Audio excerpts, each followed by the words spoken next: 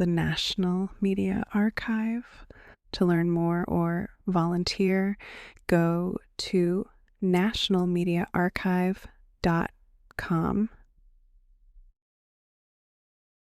Imagine logging onto the internet in the year 2000, dial-up buzzing, Yahoo and eBay reigning supreme, and the concept of cybersecurity barely entering the mainstream. It was like the digital Wild West, with websites relying on basic firewalls and patchwork security protocols.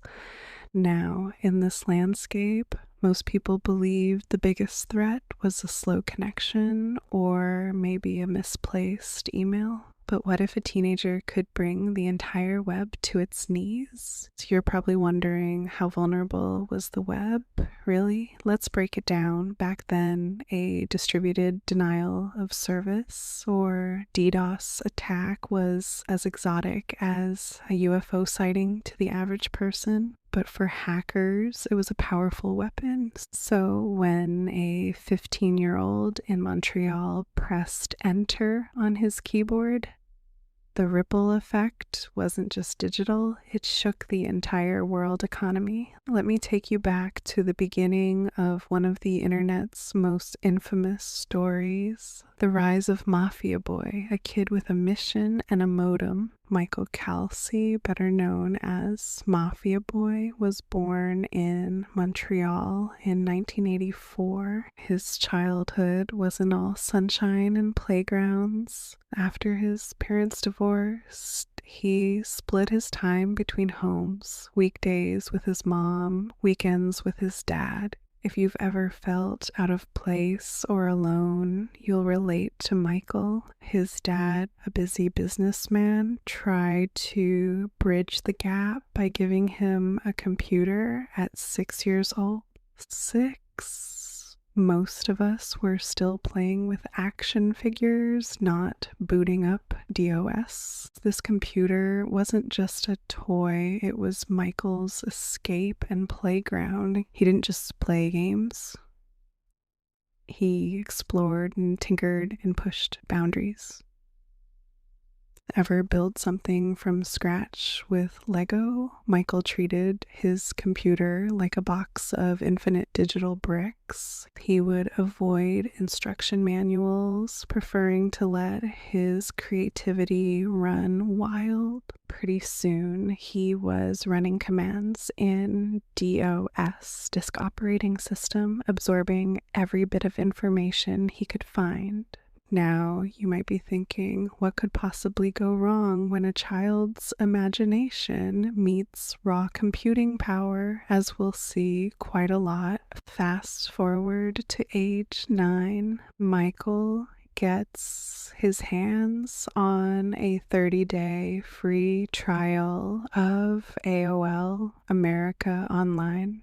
For him, it was like unlocking a portal to another universe, chat rooms, digital friendships, endless information streams. But here's the snag. After 30 days, the fun stops unless you pay. Remember, he's 9 with no real cash.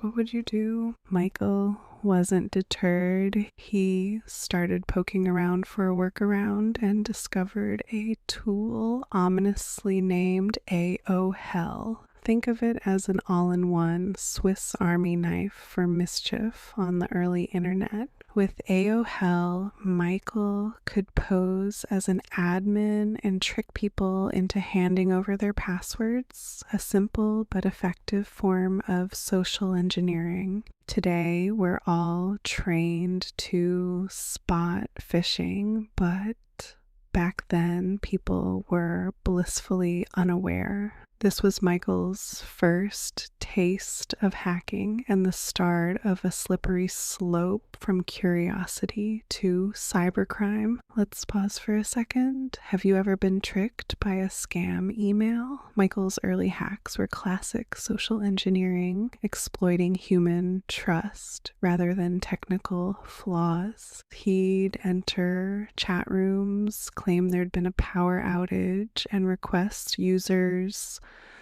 confirm their identities by sharing passwords. It sounds simple, even silly, but it worked. Why? Because psychology can be just as powerful as programming. Social engineering is all about manipulating people, not machines. In cybersecurity, it's often the weakest link. Michael mastered it before his teens. Now, you might be thinking, weren't people suspicious? Back then, most users had no concept of cyber threats. The idea that someone could steal your account with just a convincing message was almost unthinkable. This early success set Michael on a path toward more sophisticated and destructive hacks. Let's see where his digital ambition took him next. As Michael's skills grew, so did his ambitions.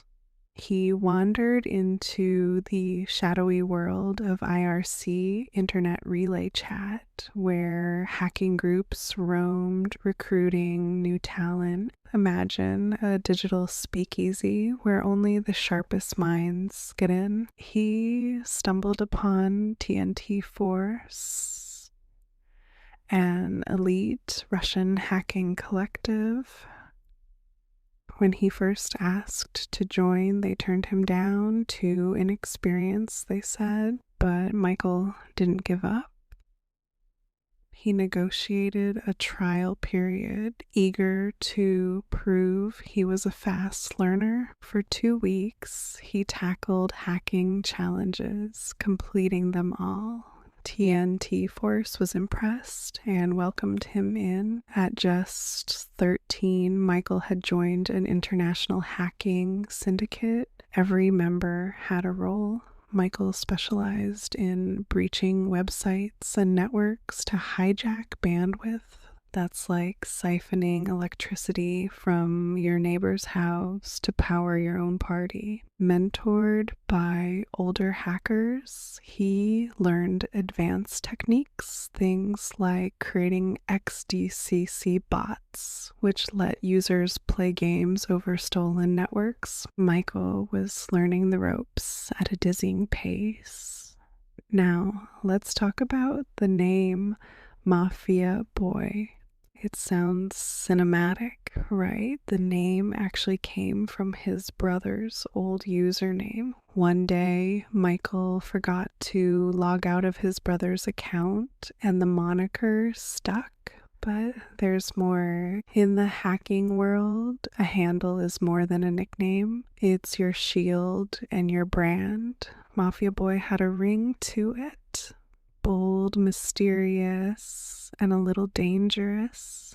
Michael embraced the persona. Inside TNT Force, he became known for pulling off impressive hacks and building complex networks. His digital identity gave him a sense of belonging he hadn't found elsewhere. If you've ever wanted to reinvent yourself, you'll understand the appeal. Online, Michael wasn't a lonely kid. He was MafiaBoy, the rising star of the hacking underground. But as his confidence grew, so did his ambition. The stage was set for his most audacious act yet.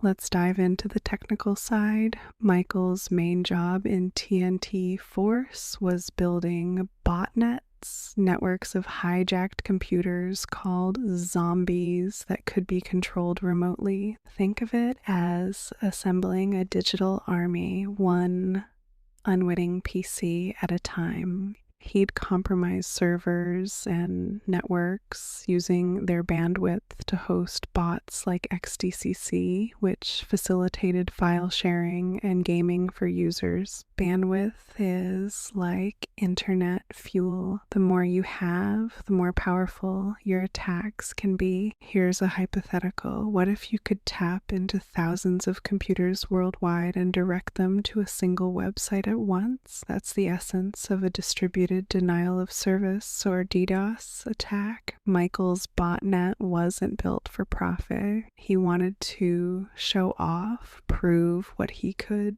do, but the power at his fingertips was real and growing. Soon he'd use this digital arsenal to make history and cause chaos on a global scale. February 7th, 2000, Michael was just 15. Using his self-built botnet, he programmed a DDoS attack on Yahoo, the world's most visited site. The twist, he scheduled it while he was at school, miles away from his home computer. A DDoS, or distributed denial of service attack, floods a target with traffic, overwhelming its servers until it crashes. Imagine the world's busiest highway suddenly jammed with bumper-to-bumper traffic. Nothing gets through. Within minutes, Yahoo was knocked offline. The news broke fast. Was it a technical glitch or something more sinister? Who could do this? People wondered. In the hacker community, ears perked up. Michael saw the attention and the challenge. When someone else attacked by .com the next day, he felt compelled to up the ante. This was the start of a week-long rampage that would shake the foundation of the digital world. After Yahoo, Michael's targets read like a who's who of the internet: eBay, CNN, Dell, Amazon, and more. Each attack was a DDoS, each success a headline. The estimated damages around $1.7 billion. You might ask, how could a teenager with dial-up internet cause this much havoc? The answer lies in the botnet, distributed computing, where hundreds or thousands of compromised machines act in concert. Michael's attacks exposed a gaping hole in security architectures. Websites hadn't planned for this scale of hostile traffic. Their firewalls and intrusion detection systems were like sandcastles in a storm. Meanwhile, Michael felt unstoppable, orchestrating chaos from his bedroom. But with every attack, law enforcement got closer. The FBI and RCMP began hunting the digital ghosts they called MafiaBoy. It's a classic cat and mouse game, except the mouse is a kid and the stakes are global commerce. Despite his skill, Michael's undoing was pride. He bragged about his exploits on IRC.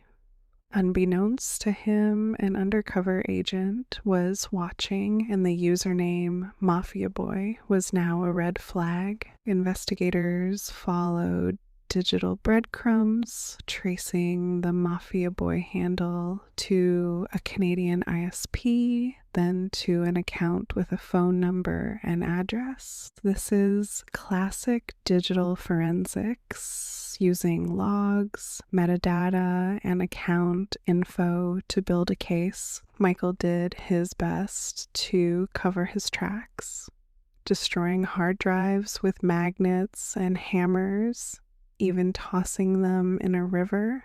But online boasting gave him away. Picture this: Michael at a friend's house watching movies when his dad calls. They're here. The police are at the door. Despite denying involvement, the evidence was enough. At just 15, Michael Kelsey was arrested, his hacking spree over. You're probably wondering what happens to a kid who nearly breaks the internet. Michael faced 55 charges, but because he was a minor, the justice system went easy. In January 2001, he pleaded guilty. The sentence: 8 months in a youth detention center, 1 year probation, and a small fine, just 250 Canadian dollars. Compare that to the $1.7 billion in damages. Why so light? The law treats juveniles differently, focusing on rehabilitation over punishment. Had he been just a year older, he might still be in prison today. His case set a precedent, prompting lawmakers to rethink cybersecurity legislation. It was a wake-up call for the world. The age of cybercrime was here, and it could start in any teenager's bedroom. Let's ask ourselves, does the punishment fit the crime? Or was this a failure of the system to catch up with technology? After serving his sentence, Michael took a different path. He became a reformed hacker, using his skills to help companies protect themselves. This is called penetration testing, where ethical hackers try to break into systems to find weaknesses before the bad guys do. He started Optimal Secure, a cybersecurity firm, and later co-founded DentraWeb, focusing on Web3 domains and decentralized internet services. That's a far cry from his days of digital mischief. Michael now advocates for stronger security and teaches others about the dangers of cyber threats. He's proof that people can change, turning a notorious past into a positive force. Let me leave you with this. The internet is only as safe as we make it. From teenage hackers to billion-dollar companies, everyone plays a role in cybersecurity. So next time you log in, remember the story of MafiaBoy, a reminder that the digital world, like the real one, is full of both risks and second chances.